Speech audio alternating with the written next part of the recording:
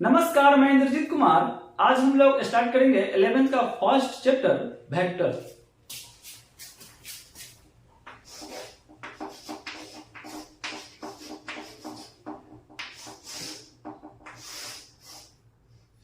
पूरे फिजिक्स में सबसे मोस्ट इंपॉर्टेंट टॉपिक है जिसका नाम है वेक्टर।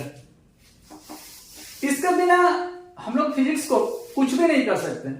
कोई भी कैलकुलेशन करना हो तो नहीं कर सकते इसके बिना, क्योंकि फिजिक्स में जो भी क्वांटिटी हमको निकालना है इसके लिए ये पढ़ना बहुत जरूरी है। और इस टॉपिक को पढ़ने के लिए एक टॉपिक है फिजिकल क्वांटिटी।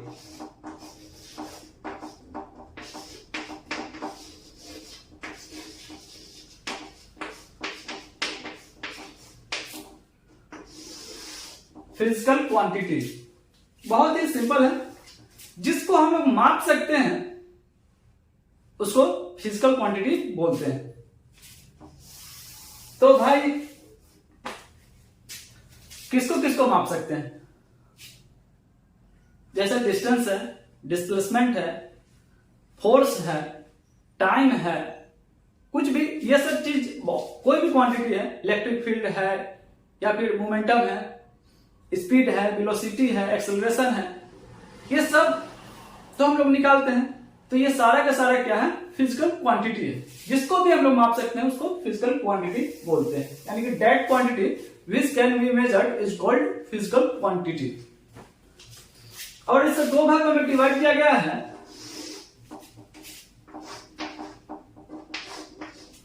पहला है स्केलर और दूसरा है वेक्टर। कोई भी फिजिकल क्वांटिटी या तो स्केलर होगा नहीं तो वेक्टर होगा। स्केलर क्वांटिटी में क्या होता है कि इसमें सिर्फ मैग्नीट्यूड होगा और कोई स्पेसिफिक डायरेक्शन नहीं होगा।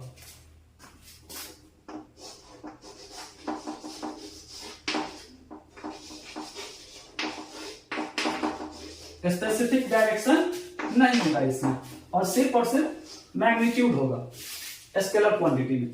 यानी कि इसका डिफिनेशन लिख सकते हैं, that physical quantity which has only magnitude and no specific direction is called scalar quantity.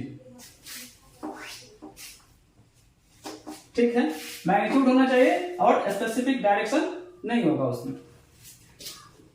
दूसरा आता है वेक्टर। वेक्टर में क्या है कि इसमें आपका मैग्नीट्यूड होना चाहिए, दूसरा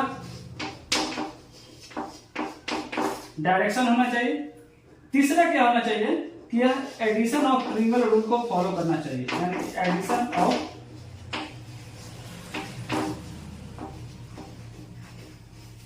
ट्रिंगल रूल्स को फॉलो करना चाहिए। मतलब ये तीन चीज होना चाहिए इसमें, मैग्नीट्यूड होना चाहिए, डायरेक्शन होना चाहिए और तीसरा एडिशन ऑफ ट्रिंगल रूल को फॉलो करना चाहिए। तब वह क्वांटिटी जो होगा वह वेक्टर होगा, बाय द वे वह स्केलर हो जाएगा। और कहीं कहीं अगर हो सकता है कि मैग्नीट्यूड है, डायरेक्शन भी है और ये एडिशन ऑफ ट्रिंगल रूल को फॉलो नहीं कर रहा है, तो उस कंडीशन में क्या हो जाएगा कि वह जो क्वांटिटी होगा वह स्केलर क्वांटिटी हो जाएगा। अब ये एडिशन ऑफ ट्रिंगल रूल है क्या, ये हम आगे बता रहे हैं कि आखिर ये है क्या।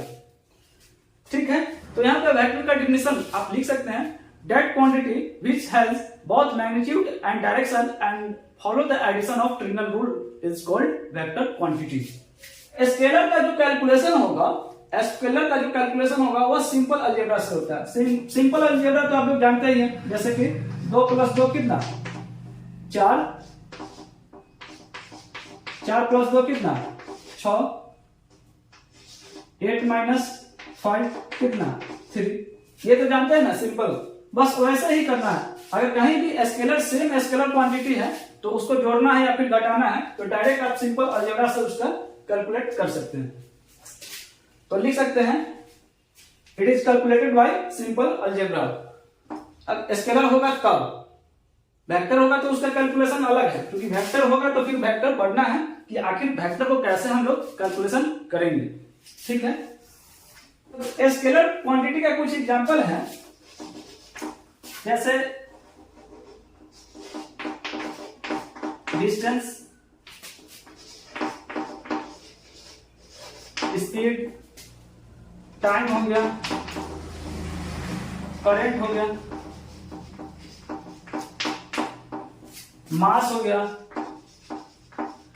बहुत सारे क्वांटिटी है जो स्केलर है, लेकिन इसका जो कैलकुलेशन होगा वो सिंपल अलजेब्रा से होगा। और जैसे वेक्टर में है क्या, वेक्टर का कुछ एग्जांपल बता रहे हैं, जैसे आपका फोर्स हो गया, एक्सेलरेशन हो गया, उसके बाद आपका डिस्प्लेसमेंट हो गया, बहुत सारा हो सकता है, जैसे इलेक्ट्रिक फील्ड है, मोमेंटम है, तो बहुत सारा क्वांटिटी है जो वेक्टर भी होगा और बहुत सारा क्वांटिटी है जो स्केलर होगा। ठीक है, क्योंकि पूरे फिजिक्स में तो हम लोग फिजिकल क्वांटिटी के बारे में पढ़ रहे हैं, तो वह दो ही चीजें हो सकता है, या तो स्केलर या तो वेक्टर।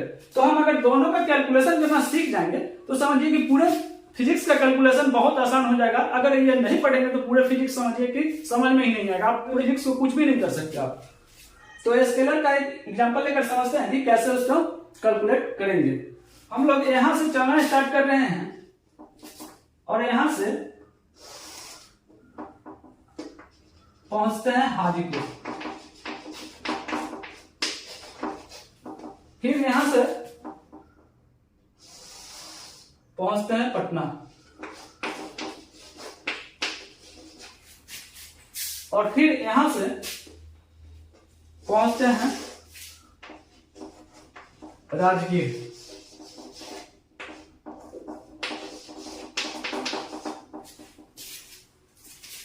तो ये पहले से यहां से स्टार्ट किए चलना, यहां से, और पहुंचे पटना, हाजीपुर पहुंचे, मान लेते हैं यहां से 10 किलोमीटर होगा, हाजीपुर से पटना 20 किलोमीटर, और ये हो गया आपको 110 किलोमीटर।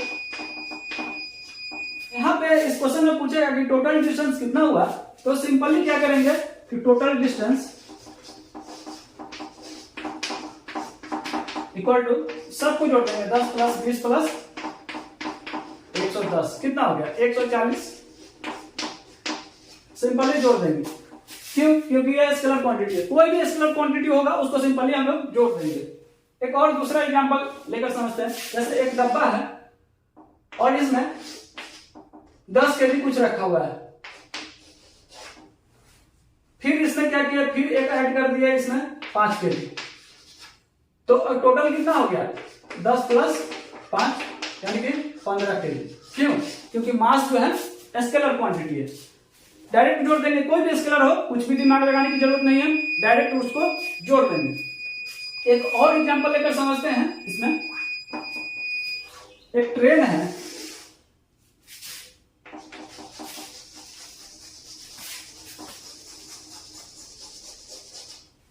ठीक है,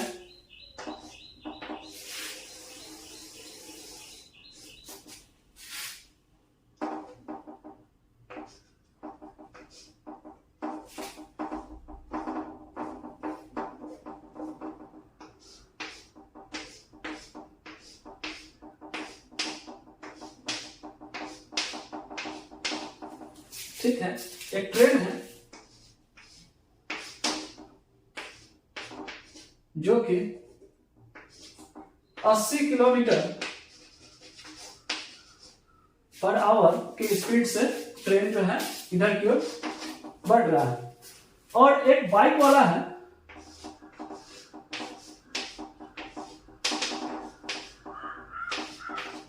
जो कि यह बाइक चला रहा है 70 किलोमीटर पर आवर, और यहां आदमी खड़ा है।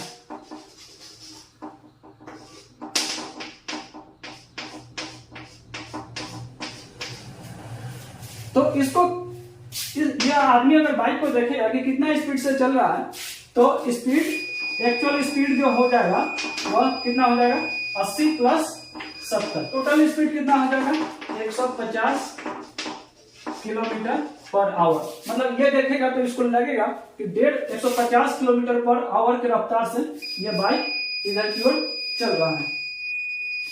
ठीक है, इन्वर्टर डाउन हो गया है, इसलिए अब अगले क्लास में पढ़िएगा